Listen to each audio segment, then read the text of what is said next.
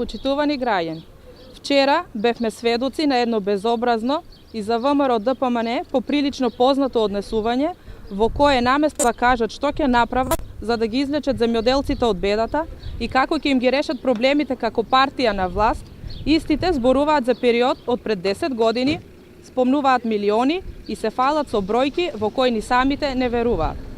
Ако е така како што велите, почитувани, земјоделецот денес подобро ќе живее, поспокојно ќе работи, поуспешно ќе произведува.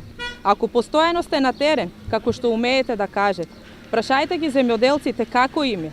Прашајте ги дали имаат да го прехранат семејството, да го поминат месецот. Така ќе бидете барем малку од малку јасна слика за реалниот свет во кој живее македонскиот земјоделец.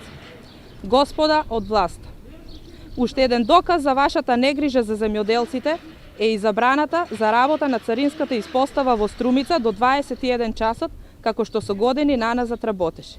Наместо тоа, истата сега работи до 16 часот, па извозниците на раноградинарските производи приморани ги носат своите возила за царинење на терминалите во Новосело и Табановци. И за да биде иронијата поголема, ветивте дека во сезона на извоз работното време ќе биде продолжено, но пак излажавте.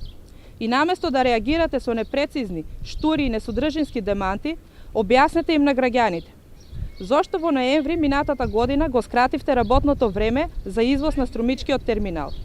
Како ќе се врши извоз на земјоделските производи кога терминалот работи со ограничено работно време? Кој има бенефит од скратеното работно време на царинската испостава во Струмица?